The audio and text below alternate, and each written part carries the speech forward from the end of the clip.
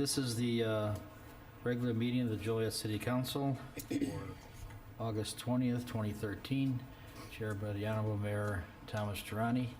The invocation given by Father Matt Prattisher from St. Francis Xavier Catholic Church at 2500 Arbiter Road in Joliet, after which he will lead us in the pledge to the flag. Please rise.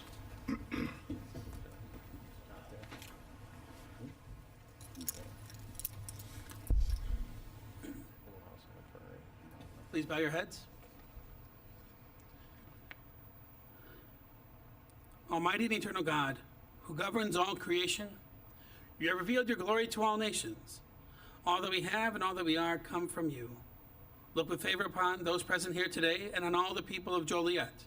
Assist these public servants with your spirit of counsel and fortitude. May they always be aware of the needs of your people and respond with integrity, justice, and mercy. Let the light of your divine wisdom direct their decisions. May they encourage us to love you and our neighbor with all our hearts. May we together build a community of justice, peace, and truth.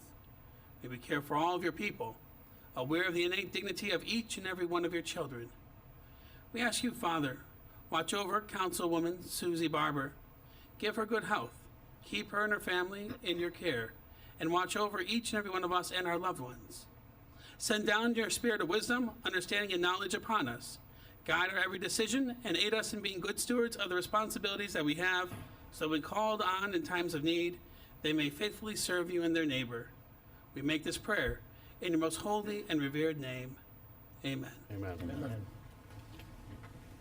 Amen. I pledge allegiance to the flag of the United States of America and to the republic for which it stands, one nation, under God, indivisible, with liberty and justice for all. Thank you for saying that.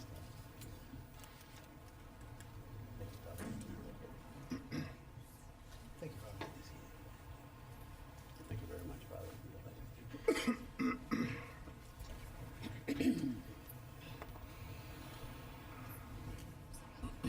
We'll start with roll call. Mayor Girani. Here. Councilwoman Barber, absent. Councilman Girl. Here. Councilman Hug. Here. Councilman McFarland. Here. Councilman Morris. Here. Councilman Odeker. Here. Councilwoman Coleman. Here. Councilman Turk. Here. First on the agenda is approval of minutes. Is there a motion the minutes of the special council meeting held on July 15th, the pre-council meeting held on August 5th, and the regular meeting held on August 6th stand approved as recorded? So move. Second. Questions? Krista? It's been motioned and seconded to approve. Councilman Girl. Aye. Councilman Hug. Aye. Councilman McFarland. Aye. Councilman Morris. Aye. Councilman Odeker. Aye. Councilwoman Coleman. Aye. Councilman Turk. Aye. Mayor Girani. Aye. Motion carried. Next, council committee reports. Communication, Technology, and Information Systems Committee. Okay, we had a combined meeting with the Finance Committee meeting last Thursday on the 13th, and we were discussing the ER replacement project. And Scott Kinsella is going to give us an update, and while he's making his way to the podium, we also approved the selection of a telecommunications vendor, which is on our memo tonight, 35913. And RFP was issued for telephone circus and service. 5 vendors were picked, and the one that was submitted, the best proposal, was Call One, who's already serving our community and the incumbent, and it saves us $15,000 per year on a 3-year contract. Savings, $15,000. I just want to reiterate that. You know, we're not spending $15,000. We did approve the replacement project, so Scott Kinsella, who's the director of the department, will give us a short presentation. Thank you, Jan. Scott. Mr. Mayor and members of the council, I have the privilege of presenting a project that has been in the works with staff for the better part of a year and has been vetted with the CTIS committee for the last 8 months. They've been, with us every step of the way, and we have presented to them, like I said, over the last 8 months to kind of bring them up to date. We met as a combined meeting on Thursday to offer as much insight and detail into this project as possible to the Finance Committee and the CTIS Committee, because it's a sizable investment, and it's something that's an investment for the future of Joliet. And so we wanted to get that out in front to offer the opportunity to answer any possible questions. Tonight, I'm going to do a very brief overview with the recommendation of both of the committees. And here we go. Okay. So I thought I would tell you a little bit about this. It's a little confusing because there's a lot to it. So public administration software is sometimes referred to as enterprise resource planning.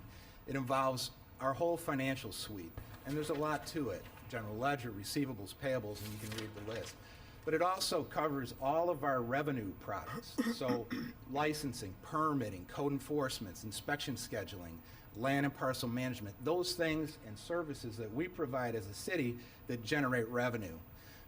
And we need to do a better job of managing those things. We have better tools, and that's why we've included that as well. Additionally, the utility management suite, which is all about utility billing, collecting and issuing utility bills, and giving people a vehicle with which they can interact better with the city. And then finally, there's a series of cross-departmental products that are also included. The items in green represent new functionality. These are things that will be new capabilities for city staff that will enhance their jobs and ability to serve the public. So why is this project necessary? First of all, the community expects a much better job from us.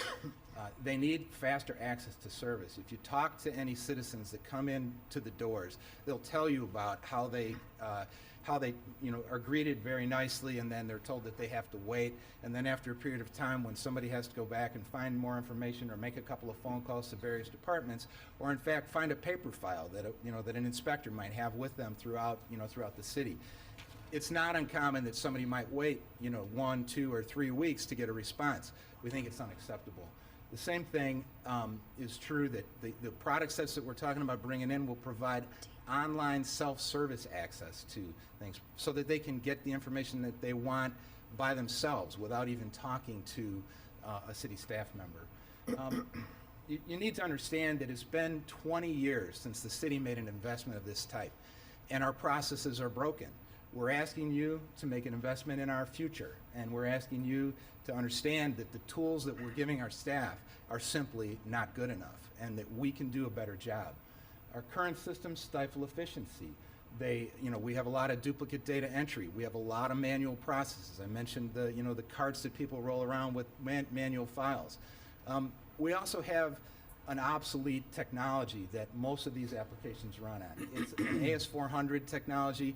It's something out of the mainframe era. It has kind of progressed throughout the years, but today it just doesn't do the things that we need it to do.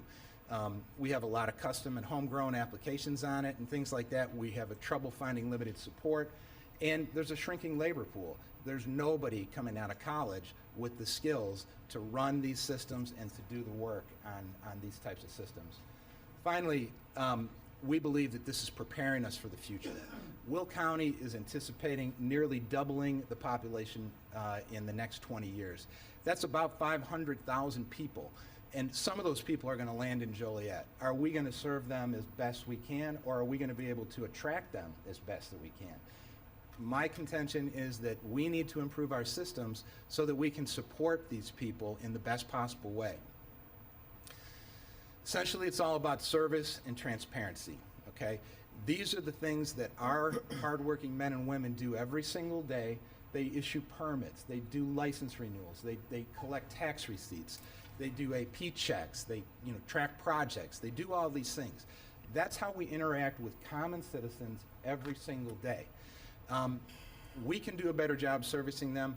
This type of software system that we're talking about will create a much more open and transparent government. It will create a place where we can present this stuff to citizens online.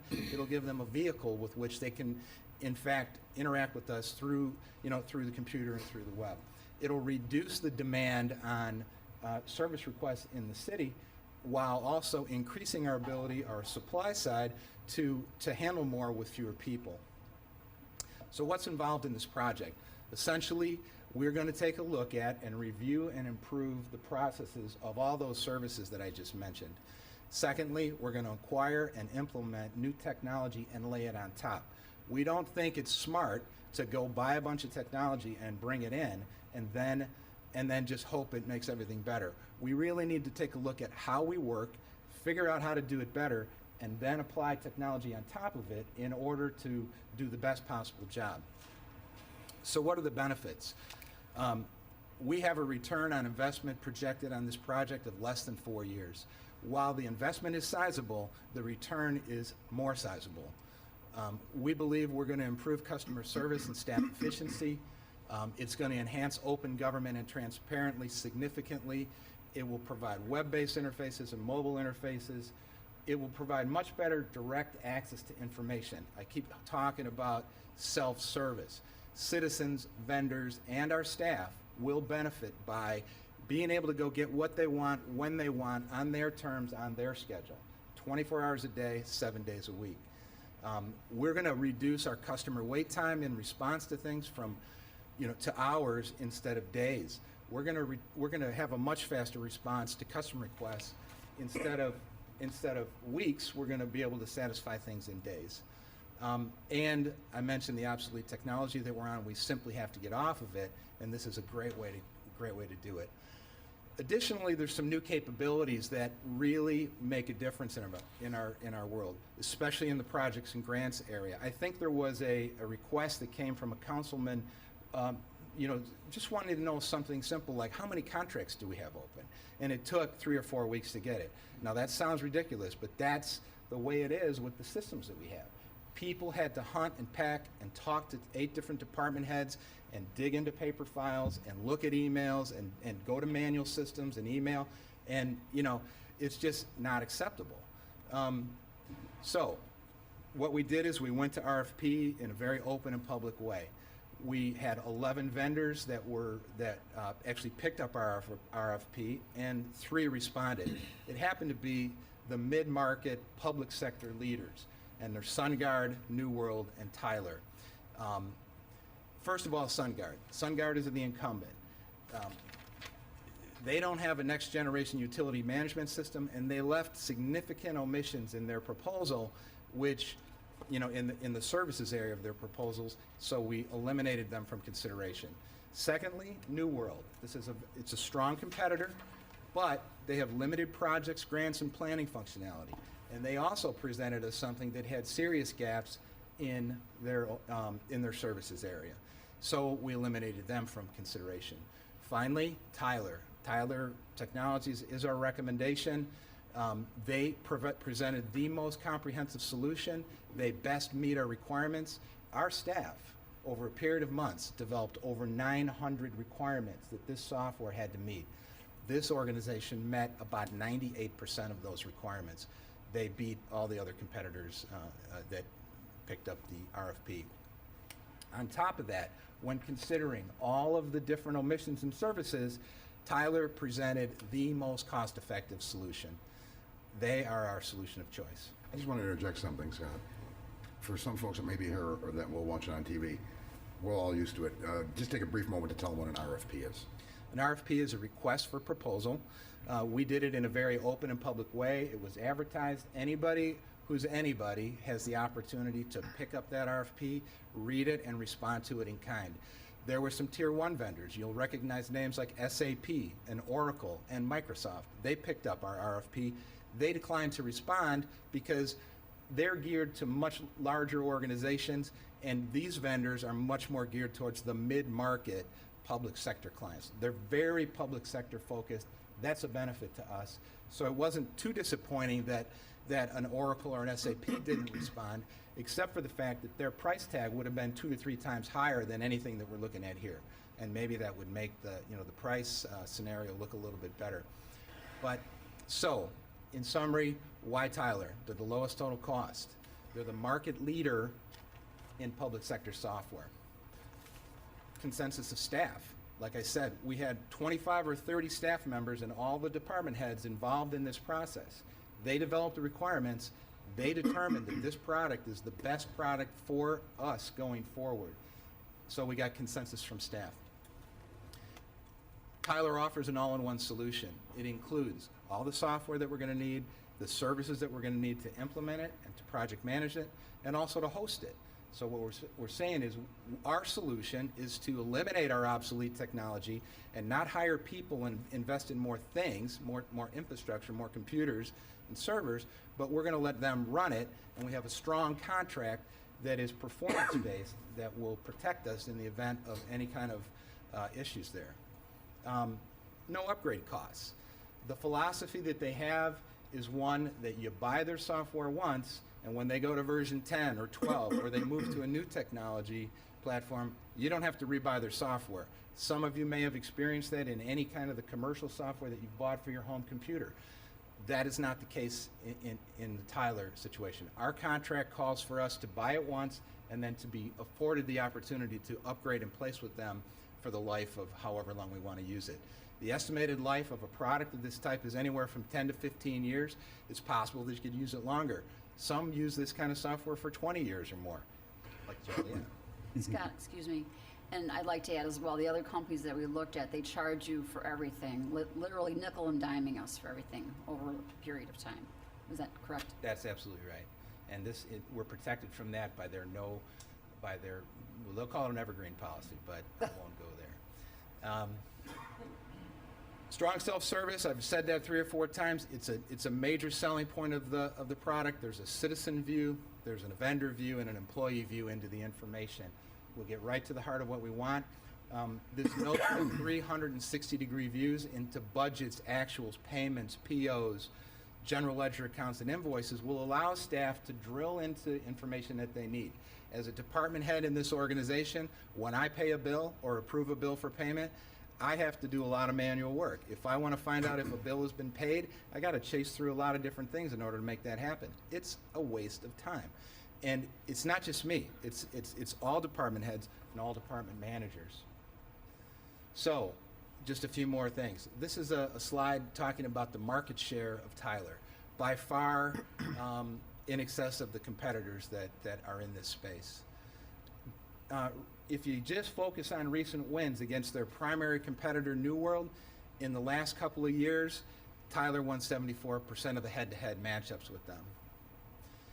You'll recognize some of the names on this list. They have a strong Illinois client base. Essentially, we are not alone. Their client list is very rich and very deep and spans the entire country. We just wanted to be brief and put up the Illinois client base. These people have made the decision to implement this software. We're not trying to do something that nobody else has done. We're right in there. The most recent one is the city of Wheaton. They signed a contract earlier this year, and they're in the process of starting their implementation. So, Scott, is the city of Rockford still with them? City of Rockford is with them. They're a strong ally of ours. I have a good relationship with their CIO. We brought a delegation of people out to Rockford and sat with them for an entire day. We met their chief financial officer and all their department heads, all the people using this software and all the things that they're doing with it. And they couldn't say enough good things about how this product has helped them streamline their operation. And they've already been with them 12 years. That is correct. And they've renewed several times. There's other vendors or other clients that we've spoken to, not the least of which is the city of Bensonville, and I could go on that, but I won't. So, getting near the end here. I mentioned, it's got a nice price tag, $3.6 million over 3 years. But it's got a 4-year payback, and we're estimating that in as little as 10 years that it could return over $3 million back to the operation. Now that kind of benefit comes to us in the form of efficiency. Okay, we're going to reduce our demand for service by offering self-service. A percentage of the population is going to jump in there online and do some of the things themselves, completely eliminating activity of staff. Secondly, we're going to make staff much more efficient. So when a request does come in, if somebody walks up to the front desk, if somebody makes a phone call to a department head, they're going to be that much more efficient. The payback comes in the form of really, it adds up to be about 4.5 people in that time frame. We believe that we are really underestimating the benefit in this regard. We wanted to be as conservative as possible to make it as supportable and believable as possible. We think the benefit's going to far exceed that, but we're trying to be conservative. And then finally, how are we going to fund this project? About half the project is going to come out of the general fund. The other half is coming out of the water fund and a very small percentage out of the parking fund. These numbers represent the cost of the implementation and access to the service for the 3 years of the implementation. You see in the lower right, 3.6. 51% or 1.8 million coming out of the general fund, and roughly the same amount coming out of the water fund and the parking fund. Some of that is capital costs, because everything related to the implementation is capitalizable, and about 63% of all of our costs are capital, and only, the difference between that is operating. So in summary, I think over the last 8 months, working directly with CTIS, we've demonstrated a clear need for change. We found the best commercial solution available at the lowest possible cost. We have a quick return on investment. This makes sense for our city and our future. We negotiated a favorable contract and pricing.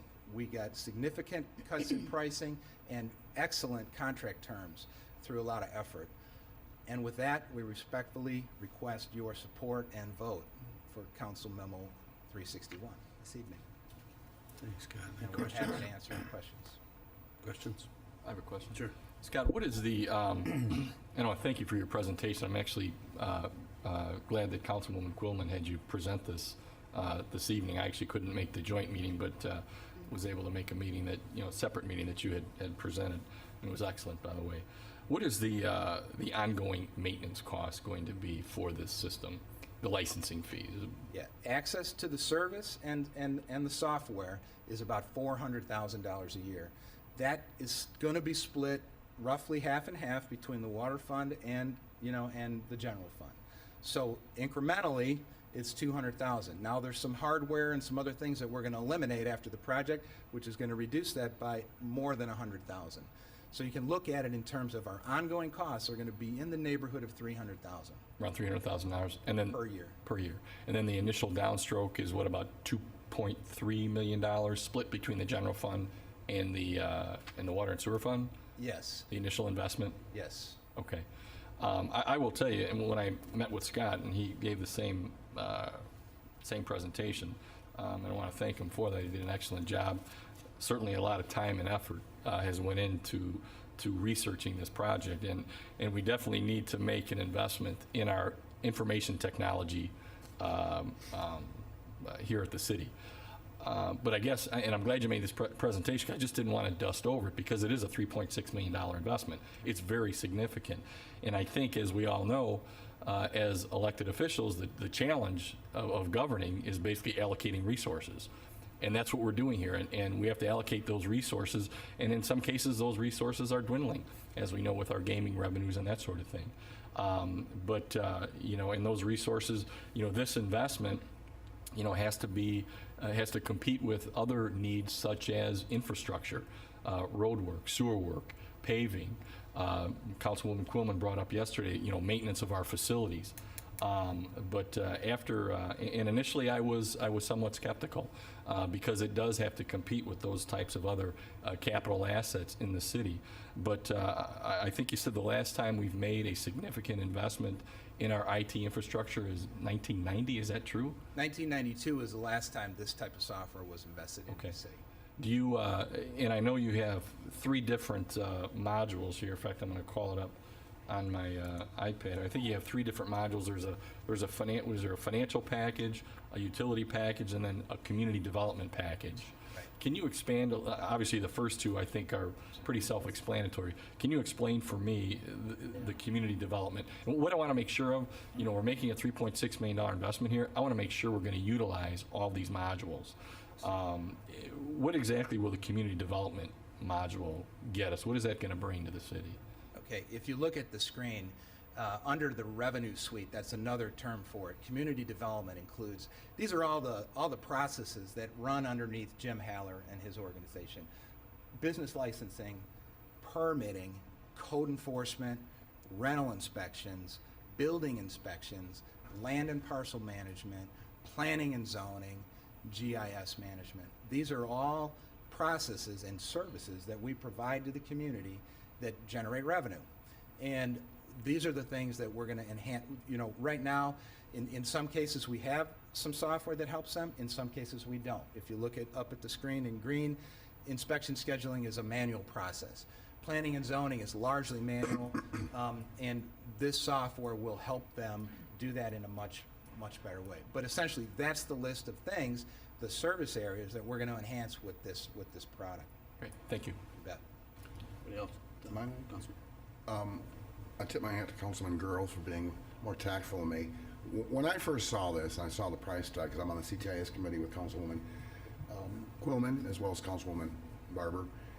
I told you guys at the time, as Ricky Ricardo would say, you got some splaining to do, because it was a big tag. And that was, what, some 6-8 months ago? Yeah. And I know we have to, correct me if I'm wrong, the last big capital improvement on our IT was 92. So that would actually make the bulk of our computer resources from 92 the newest we have. We have some things, some programs that could date back further, am I correct? I'm sure there are some Scattered homegrown programs. applications that are written earlier than that, yes. Proprietary, like you say, Yes. that we've made. I believe we've had some people leave that were here when they were when they were created, and they retired some 30 years later, and we're still using them. You bet. And those experts have gone. So I wanted to acknowledge, like Councilman Girl, it's a big expense, but it's an expense we spent not a penny on for 20 years. How much did that save us? Some amount of money we haven't quantified yet. So I did want to acknowledge it's a big expense, but we need it. It's going to create interfacing with the public. That's what I'm really excited about, as well as the other modules. We don't know what Tyler is going to bring forward in the future, but I suspect, like any good company, we're heading towards more apps. Everything's about apps now.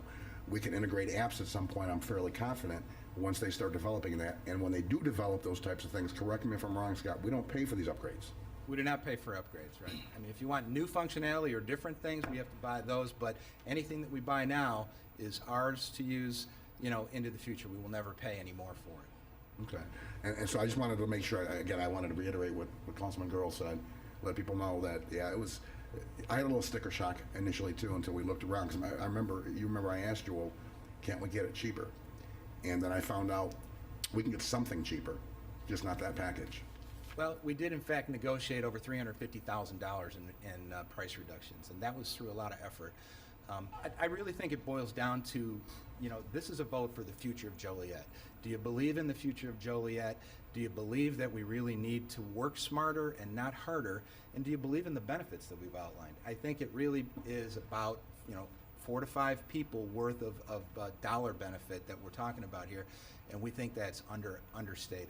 And to continue, in my opinion, I think, if I understood it right through the whole process we did, to continue our current with the resources we do have, really to make it, just keep our heads above water and continue giving the average service that we sometimes give, we probably would have to staff another 20, 30, 35 people and still not be able to do what this program does. Yeah, I agree. And, I have an average cost of $80,000 per person. Yeah, we certainly do need it. We do need it, but I wanted to acknowledge the enormity of the project, not just financially, but from the perspective you're giving, the enormity for what we need as a city moving forward. And I think that when I'm long gone off the council, whoever's on the council is going to thank the rest of us back here that we got this. I really do believe that, as well as the citizens. All right. Any other questions? Mayor, just one comment, and thank you for your presentation. I just think for my fellow council members, and we've had some discussions a few months back regarding the future of the city, but also coming up with a strategic plan of where we're going to go. And this is something I think definitely should have been on a strategic plan instead of coming up 6-7 months ago and juggling to see the funding mechanism, which I see we found one. So I support this, but I think in the future we need to sit down here, maybe in the immediate future, sit down and look at all the needs citywide like this to make sure that we can sustain something like this long-term with its funding, so we're not waiting 20 years to come up with a program that works and that's efficient. Anybody else? I'd just like to comment, I apologize, I omitted who was in attendance. All the directors of departments were in attendance, and no one had any negative to say about this program. And Councilman Hugg, myself, and Councilman Mike Turk, who is the chair of the Finance Committee, was also there. So we did discuss this, and great presentation. Thanks, Scott. Thank you. And we'd like your support. It's time to move forward in the 21st century. Scott, thanks for your presentation. Explained it well. This is something that's long overdue. We probably should have did it a while back. but there's some other things that may be long overdue. I can see in my office, just the liquor commissioner, what they go through at the end of the year. They have to check if they paid their water bill, if they owe taxes, if they, you know, and it's all paper, chasing down paper. With this, I'm sure they can just get on the computer and check everything. And if they're paid up, then we can issue the liquor license. That's gonna be just a lot of help just in the liquor commissioner's office alone, and thanks again. You bet. Sure. Anybody else? Okay, thank you. So you skip. Finance Committee report. Your Honor, the Finance Committee comprised of Councilman Hug, Councilman Grohl, and myself met at 5:30 this evening and reviewed the main thing on our agenda was the review of the comprehensive audit that was just completed. And Dave Meyer gave a pretty detailed explanation of, you know, it was a good year for 2012. We ended on a good note. And I asked him if he would come up and just briefly explain the scope of the audit and his examination of internal controls and things like that. So, Dave, if you would, please. Good evening, and thanks for having us out. I'm from Warmer Rogers, Duran and Ruzon. I'm one of the partners, and we had the pleasure of performing the annual audit for the city for the year ended December 31st, 2012. And I believe you have electronic copies of the report. It's quite lengthy. I've got a paper copy in my hand, and there's 151 pages of data. I'm not going to go through all the pages. I'll just hit a couple of the highlights, and one of those being in the very front of the book, there's independent auditor's report, and in that report, we talk about the procedures we perform during an audit. And we gave a unqualified opinion, a clean opinion, if you will, on the financial statements of the city. And along with the auditing just the financial records, we also do tests of controls. We look at different areas of the city, be it payroll, revenue collections, accounts payable, those types of areas to make sure the controls are in place, and we did not find anything reportable in those areas. Additionally, we looked at federal grants. You receive millions of dollars of federal grants each year, and we tested several of those programs as required by auditing standards, and we did not have any findings in the way of the federal grants, so the grant auditing went well as well. I'll just point out a couple of numbers, if you will, from the financial statements. And there's two key funds, if you will, for the city. There's the general fund and then the water fund. And then any of the other minor funds are pretty well self-sustaining. And if you, on pages, let me flip back here. On page 22 and 23, or actually page 22, you'll see the general fund revenues and expenses for the year, and there was 152.8 million of revenues that came in, 152.6 of expenses. So you see that there's $150 million flowing through your general fund each year. And likewise with the water fund, there's about 40 some odd million dollars flowing through that fund. So two very important funds. The water fund had a surplus at the end of the year, and the general fund had an operating surplus as well. Very minor one, but a surplus nonetheless. The rest of the report, if you wanted to focus on just a small portion of the report without reading every page, there's a management's discussion and analysis in the very front of the book, pages 4 through 15, and that gives a good synopsis of what happened during the year. So I'll leave that open to any questions you might have. Questions? No, thank you. Thank you for the report. Thanks, Dave. Okay, we also looked at, are recommending a dependent audit be completed by, let me see here, get to the right screen, by Quality Health Claims Consultants, LLC, and the purpose of the audit would be to verify that our employees have the proper coverage that they are entitled to, you know, sometimes things happen, and whether it be a divorce and one spouse may still be on our coverage who is not entitled to it, that'll be found. It also ensures all employees' records are up to date, and it helps to lessen our exposure to keep premiums down. So we are recommending that. We also review the personnel summary, conference travel, seminar expense, treasurer's disbursements, regular claims, found them all to be in order. Thank you, Council. Land Use Committee report. Yes, the Land Use Committee, we met last Wednesday, August the 14th at 3 p.m. here in the council chambers, along with myself, Councilman McFarland, and the mayor was in attendance. We had I guess, an update on the sales trailer or mobile trailers.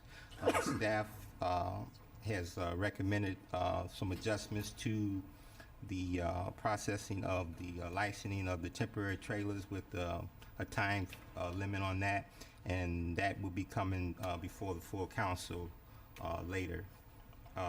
We also had a presentation on the donation containers. These are the containers that people put clothes in. We had a presentation by Carlo Cavalario. He's the Director of Governmental Affairs for U.S. Again. A very good presentation with some good ideas and points that he'll be working with the staff to also bring back a ordinance, something in the like of an ordinance to regulate the donation containers throughout the city. We also, Mayor, had a presentation, another presentation on the Heritage Park Plan, and there's also an update and some recommendations by Mr. Edelman, who's the president and CEO of Open Lands. Mr. Edelman shared with us some of the plans that included the U.S. Steel property, the Joliet Iron Works, and the Joliet Correctional Center. Mr. Edelman will be working with several organizations, statewide, countywide, in doing the Heritage Park Plan. We also was, presented a presentation concerning the Illinois 53 Corridor Plan. I believe that's about a 100-mile stretch from Chicago, and the purpose is to revitalize some of the key landmarks along 53 or Route 66 to make it more attractive to tourism, which was also a very good presentation with some good ideas for some of those landmarks. Also, staff has recommended some, I guess, criteria for our honorary street signs for applicants to have street names after them. This would just be the honorary street sign. So it was also approved by the Land Use Committee to bring that to the full council for approval. The new criteria that would be put in place for people asking for honorary street sign. And we also had a lengthy discussion with some landlords concerning our rental inspection program that staff has brought forth. And after some discussion with the landlords and staff, they're going to get back together and meet again and come back to the land use at a later date as well. I don't know, Jim, did you have anything? No, that's it, man. Thank you. Thank you. Krista. Public Service Committee report. The Public Service Committee, comprised of Councilwoman Barber, Councilman McFarland, and myself, met yesterday afternoon at 4 p.m. Here in the room off the council chambers to review the contracts, change orders, pay estimates, and final payments. Found them to be in order, recommend their approval. We also discussed water and sewer service to the Wellington Heights neighborhood, which is on the northwest corner of Bronx Road and Black Road. Some of those individuals, they do not live in the city, but their wells are going dry and they're having trouble. So one resident did hook up to the city water service, paid the tap-on fees, and is paying an out-of-city rate. it will probably be getting more requests from that area, and at some point in time, need to talk about annexation with those individuals. We had an update of the emergency notification for water main repairs. Right now, the city, Public Works Department, Utilities Department is using the Nextel system through the police department, but they are going to be getting their own system and can be a little bit more, they can get the word out a little bit quicker that way, where they can put it in themselves and get the message out quicker, so that'll be coming up. Reviewed some drainage work at 256 Putter Court. Everything we've tried to do out there hasn't worked, and so there is some extensive work going to be done for that property owner. Reviewed the engineering review fee, which we will discuss at a further meeting. And I think one of the most interesting things we discussed was the streets remaining to be reconstructed. And Greg Ruddy from the Public Works Department put together a packet that should be in everyone's mailbox, and it's streets remaining throughout the whole city to be reconstructed. And he has it broken down by district, and in each district he has a priority 1, which is like the worst road, along priority 2, priority 3, and priority 4. And right now, at today's prices, it looks like there's about almost $48 million worth of street repair, and that's not sewer and all that other stuff. It's just street repair work, overlay, and reconstruction of work to be done. Right now, no funding source has been identified, but that's for another meeting. So, Thank you. but this should be all in your mailboxes. Krista?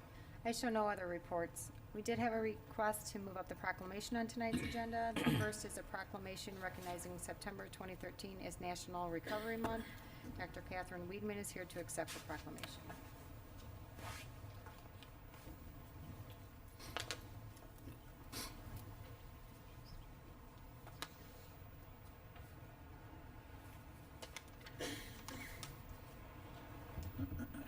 Well, I certainly want to thank Dr. Weidman for coming down this evening to take this proclamation or accept this proclamation. I know she has a couple of guests here, and I'll let you introduce them when you have an opportunity to speak. But substance abuse is really it's a disorder, and it's really something that we really don't feel like talking about a lot of times.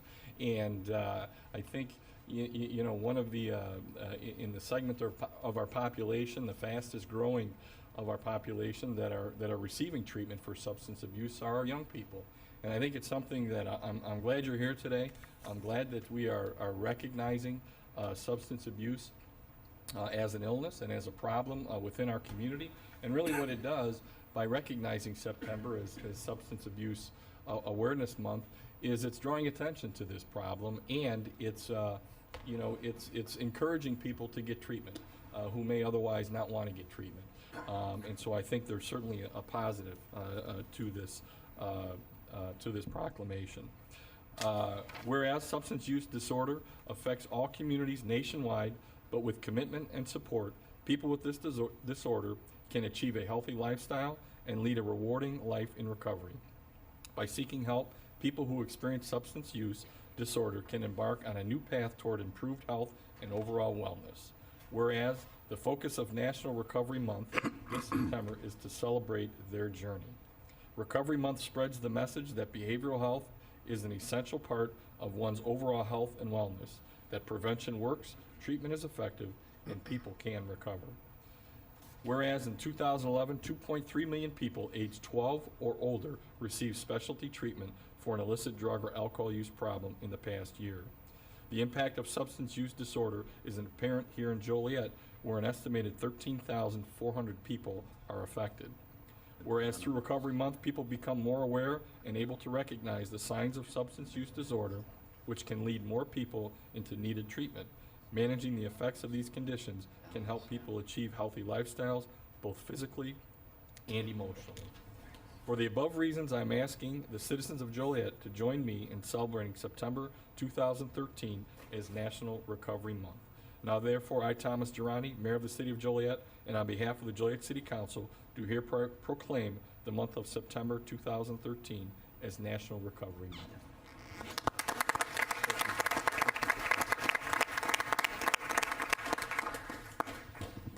Mayor Durante, council members, thank you for this proclamation. I'd like to introduce my colleagues, Lisa Snipes, who is the webmaster at the Southwest Coalition for Substance Abuse Issues, and Jim Russell, who is our treasurer and membership chair.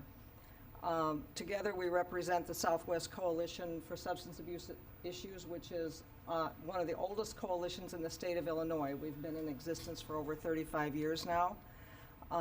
We are a coalition of prevention, treatment, and recovery professionals working in this arena, and our coalition concentrates on continuing education, advocacy, and networking among our members for the advancement of this field. We appreciate the past and ongoing support of this City Council for our many activities, and we're grateful for this proclamation. Thank you so much.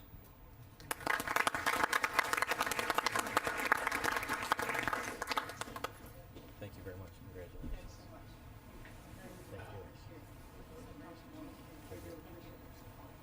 Thank you. Thank you. Thank you, Dr.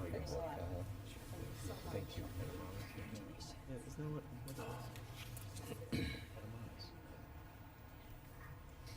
Next is a proclamation congratulating the Joliet Junior College Culinary Competition Team on winning the 2013 National Culinary Hot Foods Team Championship. Dr. Deborah Daniels is here, along with other team members, to accept the proclamation. Yes, all the team members come up, please. Sure.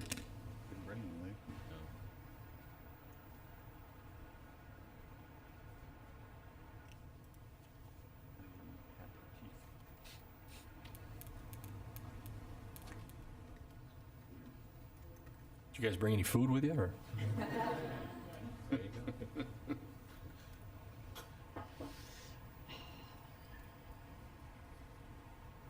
Okay, you know, the Joliet Junior College is no stranger to awards such as these, and this is just another great thing for the city of Joliet.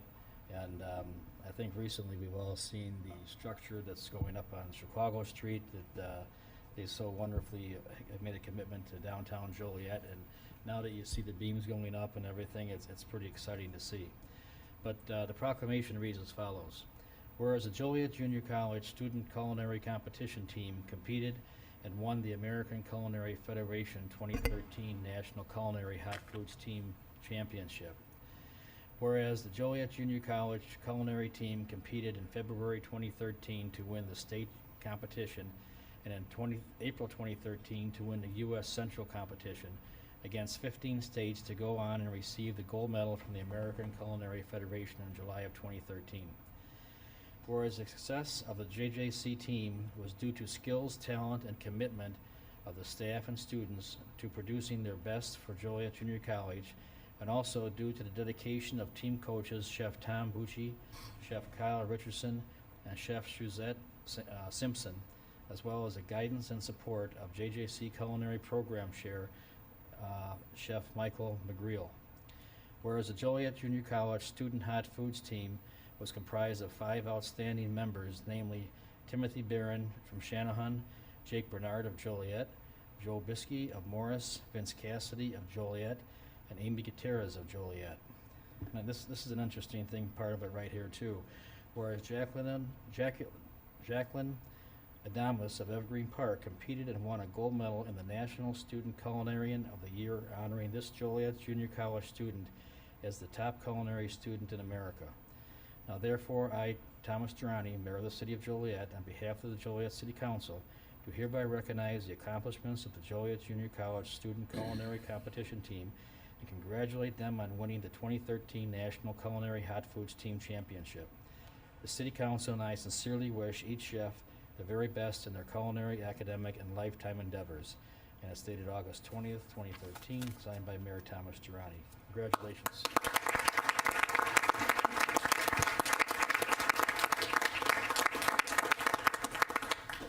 Thank you, Mayor and council members. This is a great honor that you would bring us here to give us this proclamation. We at the Joliet Junior College are just amazed and honored that we have such a great culinary program. And that's all goes to the chefs. They are truly a dedicated group of people. I was privileged to go with them to Las Vegas to the competition, and I was just amazed to watch them work with the students to support them and be mentors to them and coaches to them and push them. And I know that they are behind the students 150%. And so I am truly honored to be a part of Joliet Junior College and to be part of this very special team. Now, that's enough for me because you want to hear from them. But I want to introduce, also with us tonight are two of our trustees. We have a very supportive board of trustees that work hard like you do. And I want to introduce Trustee Sue Klenn and Trustee Tina Markley are here with us tonight too. So they're right here. Oh, there she is. And I'm not sure which chef would like to come up and talk and introduce the team. Bucci, Chef Bucci. Bob Wunderlich's Bob in the back. Wunderlich's here as well. In the back. Oh, Bob. And Trustee Bob Wunderlich. Right there. Thank you. And let me introduce to you Chef Tim Bucci. Thank you, Mayor and City Council. It's a great honor to receive this from all of you. The team worked really hard over the past year, countless hours, thousands of hours since last August to prepare for this competition. And, you know, a lot of them stepped into this role not knowing what to really expect.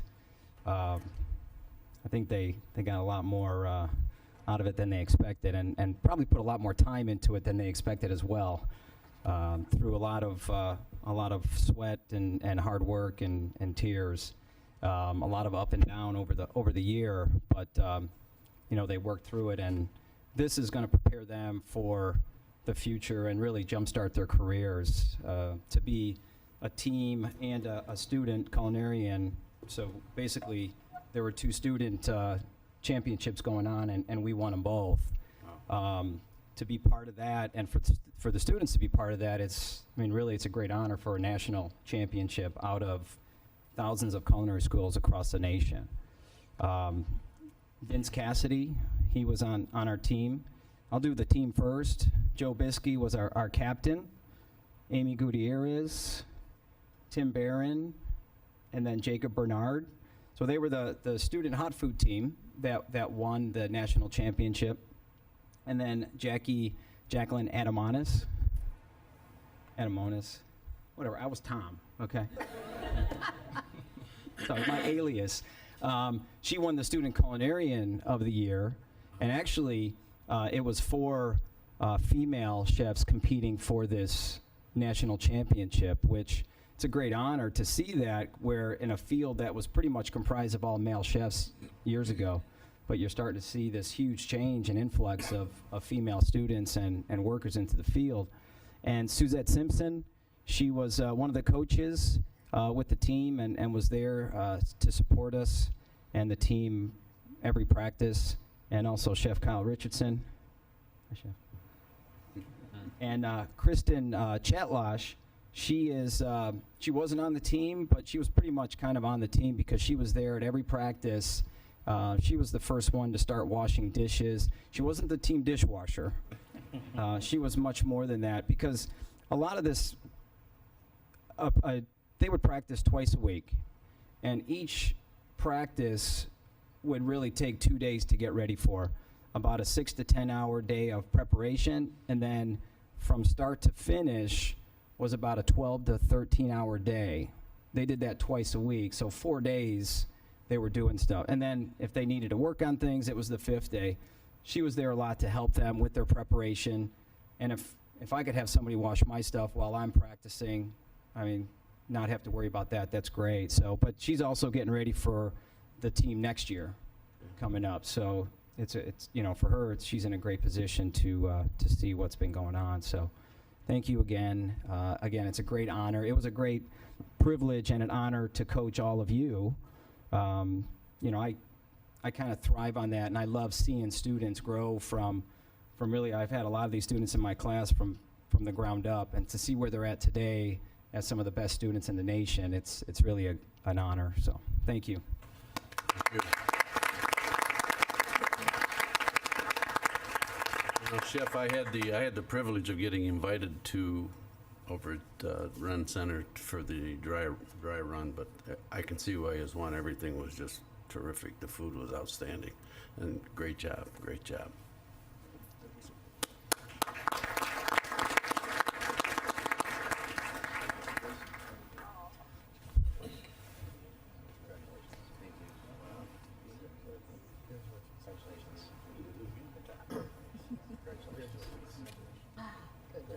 Vegas, where are you going?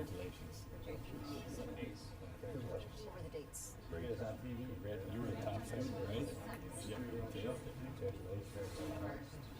Oh, July? I was there. I didn't know. It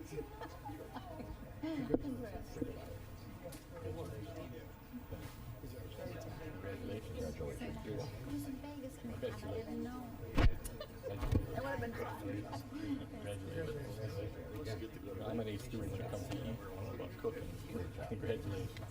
Great. Thank you. Any place on this trip? I didn't know. Next on the agenda is agenda items and reports. Treasurer's report for June 2013. It is recommended this report be received and placed on file. Council Memo 345-13, position vacancies. It is recommended the city manager be authorized to fill one equipment operator 2 in the Public Works Roadways Department. In Council Memo 346-13, receipt of the 2012 Comprehensive Annual Financial Report. It's recommended this report be received and placed on file. So moved.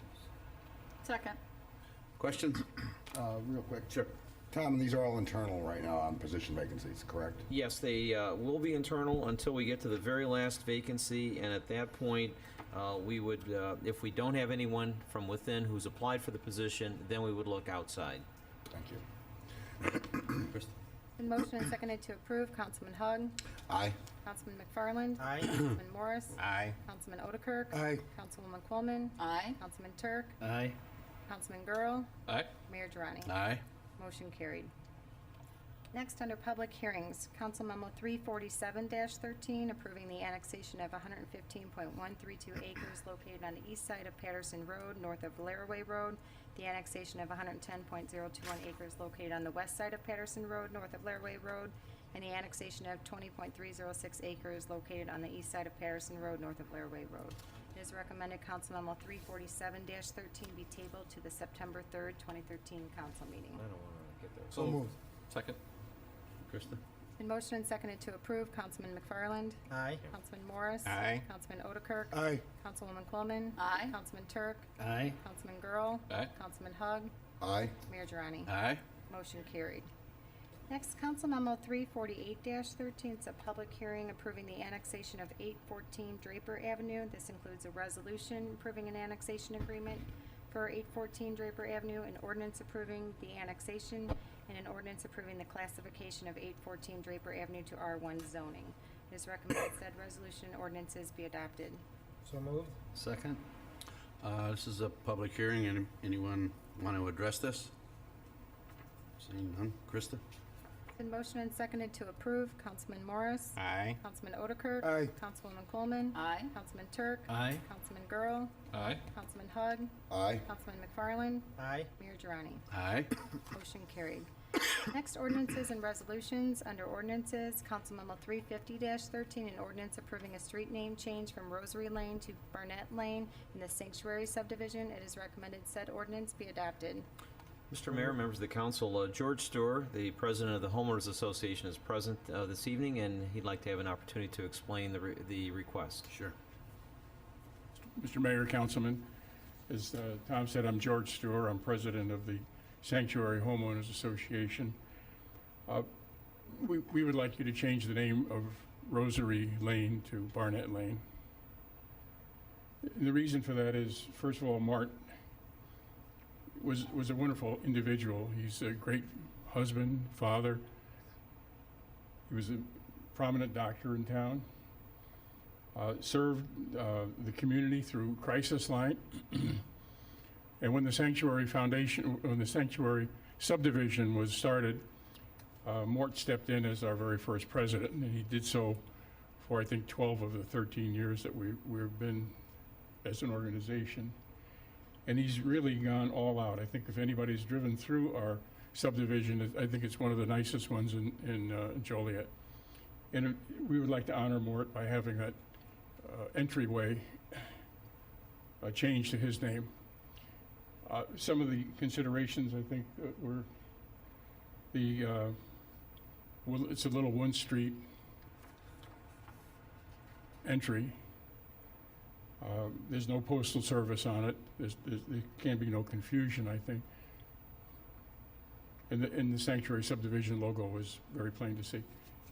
So please approve the name change. Thank you. Thank you. Is there a second? Second. It's been motioned and seconded to approve. Councilman Otterkirk. Aye. Councilwoman Coleman. Aye. Councilman Turk. I'm going to vote aye, and Tom, do we know when this will take place as far as like putting the sign up and things like that? It'll be within a couple of weeks. We'll have our Public Works Department contact George, and that way they'll have an opportunity to know when it's going up. And if anybody'd like to be there for that, we can certainly make sure that happens. Thank you. Councilman Girl. Aye. Councilman Hug. Aye. Councilman McFarland. Aye. Councilman Morris. Aye. Mayor Durrani. I've had the privilege of knowing Mort briefly. Never seen him in a bad mood. I vote aye. Motion carried. Mr. Mayor and members of the council, I don't want this opportunity to go by without introducing former Councilman Ed Aikman, who was on the city council in the 1980s. Was it 81 to 85 or 79 to 83? 79 to 86, okay. I cut him short on a term or two. But I had the privilege of working with Councilman Aikman when I first started with the city of Joliet in 1981. It was very dedicated at a time when things were really tough. We think they're tough now. They were a lot tougher back then. So I just wanted to make sure that you know that Councilman Aikman's present. He was the first person who called me on this request and was the person who helped shepherd it through. So thanks to Ed. If I remember correctly, I think our unemployment was about 21% at that time. 27. Yes. Yeah. Yeah, right. So, good to see you, Ed. Next is Council Memo 351-13, an ordinance declaring certain properties as public nuisances. It is recommended said ordinance be adopted. So moved. Second. It's been motioned and seconded to approve. Councilwoman Coleman. Aye. Councilman Turk. Aye. Councilman Girl. Aye. Councilman Hug. Aye. Councilman McFarland. Aye. Councilman Morris. Aye. Councilman Otterkirk. Aye. Mayor Durrani. Aye. Motion carried. Next, under resolutions, Council Memo 353-13, a resolution appropriating funds for the Hutchins Street Prairie Avenue Roadway Improvements Project 2013. It is recommended said resolution be adopted. So moved. Second. Questions? Krista? It's been motioned and seconded to approve. Councilman Turk. Aye. Councilman Girl. Aye. Councilman Hug. Aye. Councilman McFarland. Aye. Councilman Morris. Aye. Councilman Otterkirk. Aye. Councilwoman Coleman. Abstain. Mayor Durrani. Aye. Motion carried. Next, Council Memo 354-13, a resolution authorizing a construction agreement with CSX Transportation, Inc. for the Amico Road Railroad Crossing widening. It is recommended said resolution be adopted. So moved. Second. Questions? It's been motioned and seconded to approve. Councilman Girl. Aye. Councilman Hug. Aye. Councilman McFarland. Aye. Councilman Morris. Aye. Councilman Otterkirk. Aye. Councilwoman Coleman. Aye. Councilman Turk. Aye. Mayor Durrani. Aye. Motion carried. Council Memo 355-13 was approved at yesterday's pre-council meeting. Next, approval of regular current bills. Council Memo 357-13, regular payroll for July 12th through July 25th, 2013, $3,293,127.83. Treasurer's disbursements for July 2013, $14,710,567.28. And regular claims for July 2013, $3,557,051.61. It is recommended said regular payroll, treasurer's disbursements, and regular claims be approved. So moved. Second. Questions? Krista? In motion and seconded to approve, Councilman Hug. Aye. Councilman McFarland. Aye. Councilman Morris. Aye. Councilman Otterkirk. Aye. Councilwoman Coleman. Aye. Councilman Turk. Aye. Councilman Girl. Aye. Mayor Durrani. Aye. Motion carried. Next, bids and contracts. Award of contracts. Council Memo 359-13, award a contract for the selection of a telecommunications vendor for the city of Joliet. Council Memo 360-13, award the contract for the rehabilitation of 3772 Buck for the Neighborhood Stabilization Program. Council Memo 361-13, award a contract for public administration software upgrades and hosting services. Council Memo 362-13 was pulled. Council Memo 363-13, approve a professional services agreement for the West Park Front Lift Station Replacement Project. Council Memo 364-13, award a contract for the Hutchins Street Prairie Avenue Roadway Improvements Project 2013. Council Memo 365-13, award a contract for the re-roofing of Fire Station Number 4, 868 Draper Avenue. Council Memo 366-13, award a contract for the replacement of the driveway at Fire Station Number 7, 125 Hobart Road. Council Memo 367-13, award a contract for a dependent audit. Council Memo 368-13, approve payment for the Asset Management Work Order System Annual Maintenance, Public Utilities 2013. It is recommended Council Memos 359 through 361-13 and Council Memos 363 through 368-13 be approved. So moved. No, second. Any questions? It's been motioned and seconded to approve. Councilman McFarland? Aye. Councilman Morris? Aye. Councilman Otterkirk? Aye. Councilwoman Quillman? I have to abstain on Memo 364-13, and the rest I will vote aye for. Councilman Turk? Aye. Councilman Girl? Aye. Councilman Hug? Aye. Mayor Durrani? Aye. Motion carried. Next, amendments, change orders, and payments. Council Memo 370-13, approved change order number 7 for the 2012 automatic meter reading installation project. Council Memo 371-13, approved change order number 2 for the 2013 Utilities Restoration Program Phase 1 contract. Council Memo 372-13, approved change order number 1 and payment request number 2 for the Woodruff Road Bypass Roadway Improvements Project 2013. Council Memo 373-13, approved change order number 2 and payment request number 5 for the Schweitzer Road Roadway Improvement Project 2012. Council Memo 374-13, approved change order number 2 and payment estimate number 5 and final for the Prairie Avenue Vine Street Roadway Project. Council Memo 375-13, approve amendment number 9 to the Rock Run Interceptor Capacity Study Engineering Services Agreement. Council Memo 376-13, approve change order number 4 in the amount of $71,800 to Knight, Inc. for professional architectural and engineering services for the Joliet Multimodal Regional Transportation Center. It is recommended Council Memos 370 through 376-13 be approved. So moved. Second. Tom, the last one, that's all part of the budget, right? Yes, it is. Krista? Been motioned and seconded to approve. Councilman Morris? Aye. Councilman Otterkirk? Aye. Councilwoman Coleman? Aye. Councilman Turk? Aye. Councilman Girl? Aye. Councilman Hugg? Aye. Councilman McFarland? Aye. Mayor Durrani? Aye. Motion carried. Next, under Mayor Durrani appointments.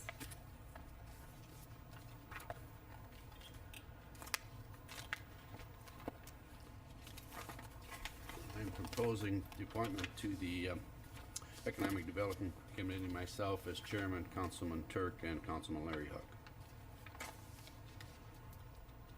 So moved. Second? Questions, comments? Mayor, Yes.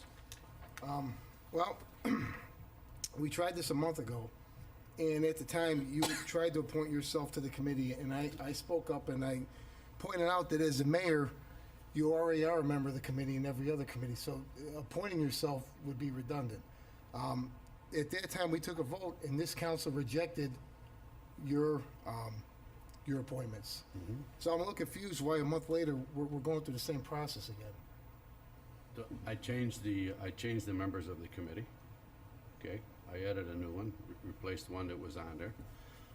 I think I should be on there. Right now, I understand that I am a member of all the committees, but right now I am, myself and City Manager Thanis are doing economic development, and I would like to be there and chair the meeting.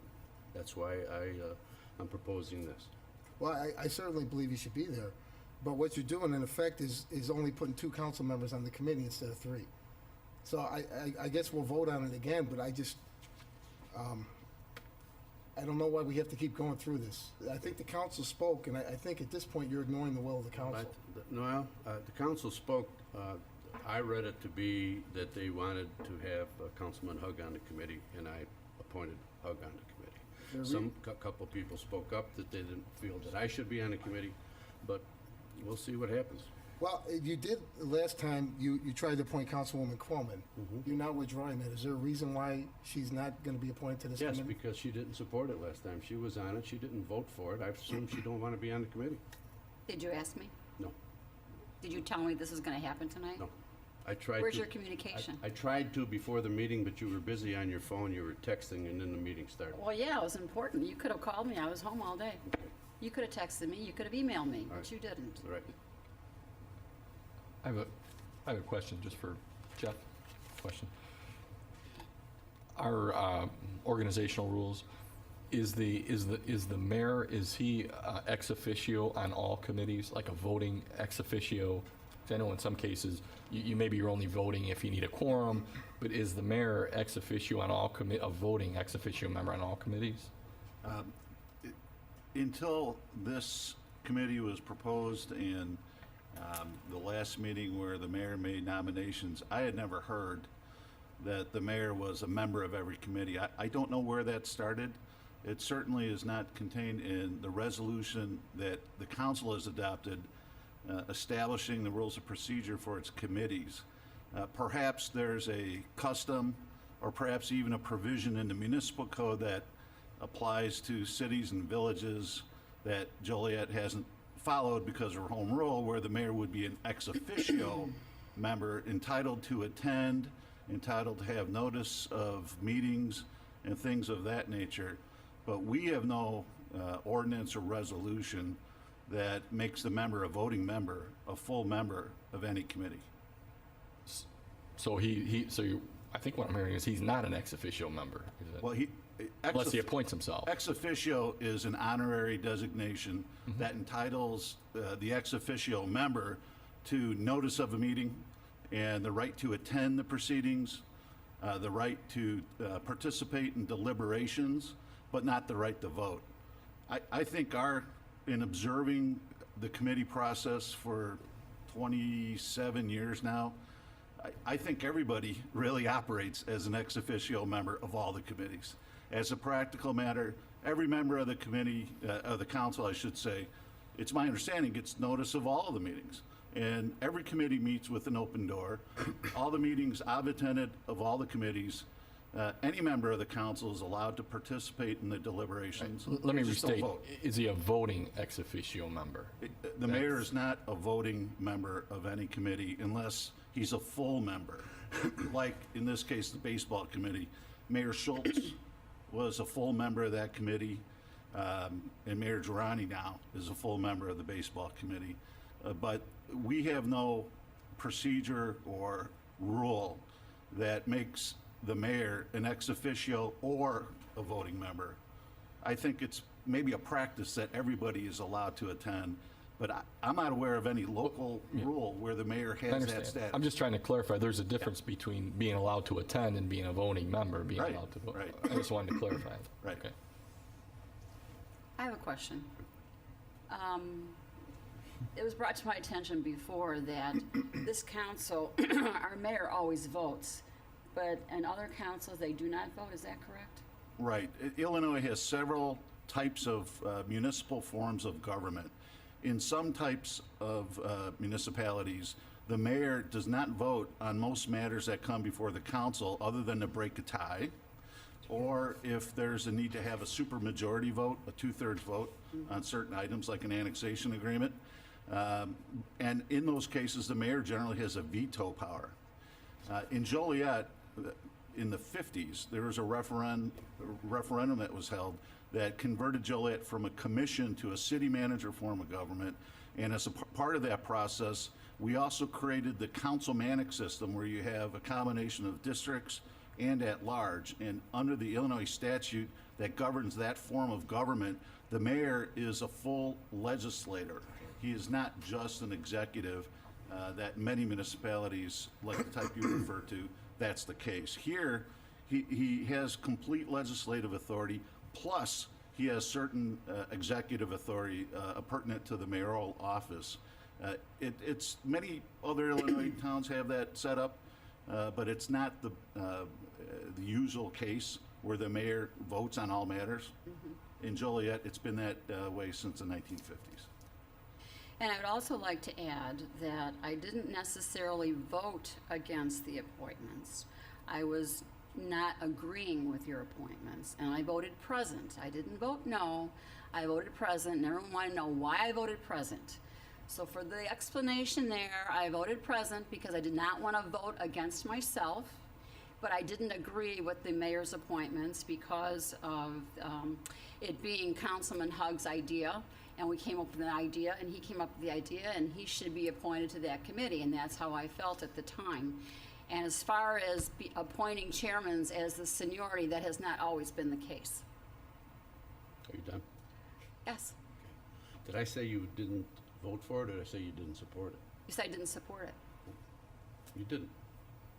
I voted present. You didn't support I supported part of it. it. Okay. Otherwise, I would have voted no. Any other comments? Krista? Been motioned and seconded that Mayor Girani, Councilman Hogg, and Turk be appointed to the Economic Development Committee with Mayor Girani serving as chairman. Councilman Otterkirk? No. Councilwoman Coleman? No. Councilman Turk? Aye. Councilman Girl? Aye. Councilman Hogg? Present. Councilman I think that this is exactly why I proposed yesterday's resolution, so we know how to operate and we have things in writing, so we don't come to blows as we are here today on debating what the ordinance says or doesn't, and what individual and what role and what capacity has the rights and whatnot. And I am going to vote present. Councilman Morris? Aye. You lied to me. You Mayor just told me Girani. before you were going to support it. Aye. Motion carried. Yep, sure does. You just lied to me. You sat here and said you were going to support it. Next on the agenda is new business not for final action or recommendation.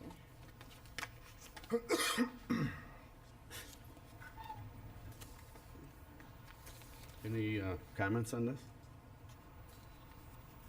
No. Next is mayor and council comments. Councilman Turk?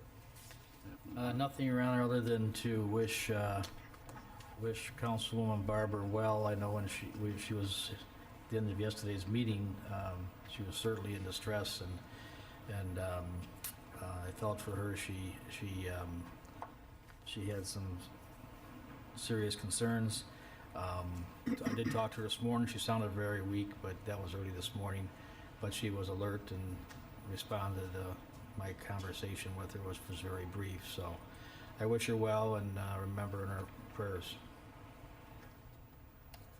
Councilman Quinlan? There was another water shut off on August 13th, which was last Wednesday from 8 to 11, and the residents were not notified again. And it's my understanding that it was a water break, but the pipe had been leaking for well over a month. And I do have the gentleman's name and phone number so that you can check in on it, Mr. Egan. And also, I would like you, I've talked to someone here, and we're going to look into another communication system because I guess the 911 is only for emergencies only. And to me, if you're cutting your water off and it's 95 degrees, that's an emergency. But apparently, there's some issues with who pays for what with the reverse 911 system. But there are other systems out there that we're going to look into, and it's going to be brought back to the Communications Committee so that we can look into purchasing something like that.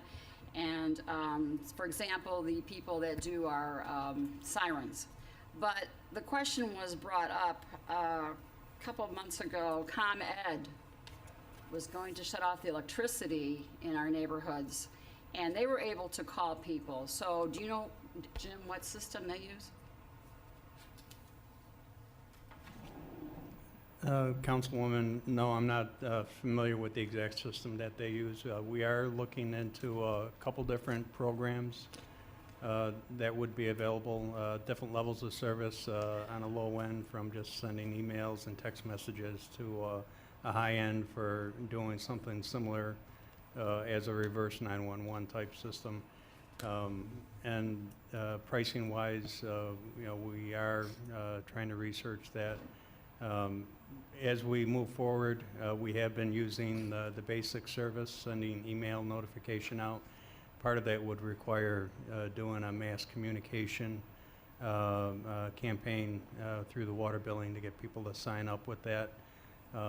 So in the event that happened the other day, we did send an email blast out, but that would have only been to limited people that have previously signed up for this program.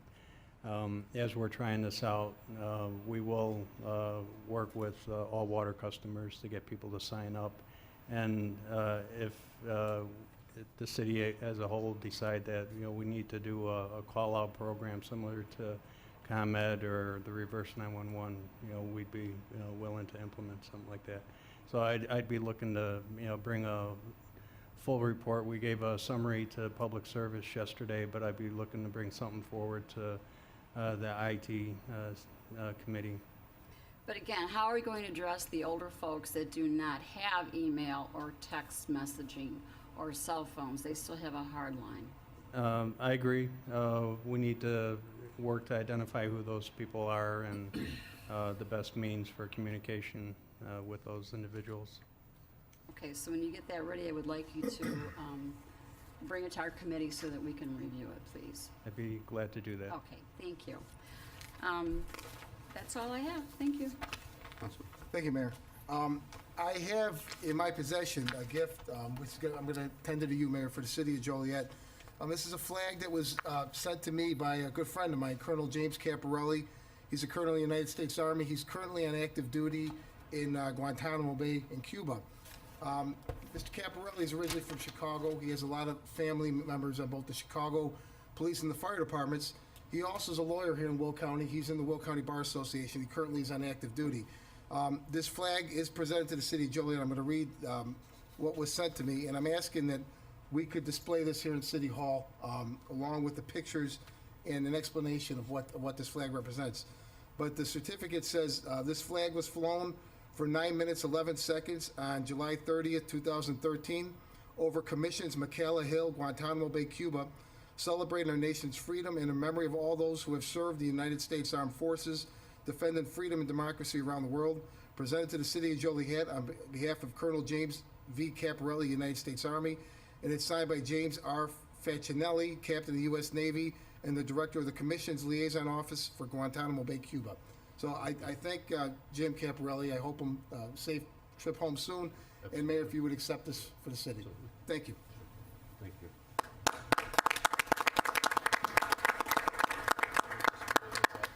Yes. Thank you. Sure. Thank you. Terry? Mayor, I'd just like to congratulate and thanks for the cruise night is John Holmstrom. I was able to attend the last week, the last cruise night of the week here in Joliet, and it was a very good event, well attended. And I again just like to thank John and his staff for the hard work that they put on, and ask everyone to keep Susie Barber in their prayers. Thanks. Thank you. Okay. Larry? First, just to follow up on Councilwoman Quillman's point, and not that this would be the only source, but maybe we can reach out to Plainfield school districts. They seem to have a wonderful calling system. I mean, almost anything that comes up, there might be just a change in the time for a grade school play that calls both my hard line and my cell phone. So obviously, if you don't have a cell phone, you're going to get the hard line only. Could somebody reach out to Plainfield and say what kind of system that is and what kind of investment that would be? Again, I don't think it's only their system. I'm sure other places have it. But, sometimes between my wife and myself, we'll get 3 or 4 calls from them. So we never miss anything from Plainfield. So you might want to reach out there. Also, too, I would wish the best for Councilwoman Susie Barber. I understand she's doing fine, but they're still doing testing. So my best from myself and my family. Mayor, I will thank you for having a change of heart and putting me on the Economic Development Committee. Really, this is an important committee that needs to move forward. Now, I believe in it 100%, and that's why I brought it up. But I think it was more complicated. It became more complicated maybe than it should have been. But there's more levels to it than just Councilman Hugg brought it up, so put him on there. Out of respect for those that stood against it again tonight, I understand where they're coming from. just to let you know. So I think maybe we can prove everybody wrong. We can meet at least monthly, not have a committee that's parked. You know, it's, if you look at since the time I brought it up, and specifically in the last couple of 2-3 months, if you look at the tapes, yourself and frankly, with all due respect, Councilman Turk, you guys expressed publicly that it was kind of overkill or that it was redundant. So you didn't in fact support the idea. So it is questionable why you would support two people who weren't really hot about the idea over myself, which you did reverse, and I thank you, and some other folks on here that might be extremely excited about it. Now, I'm not trying to force you an explanation.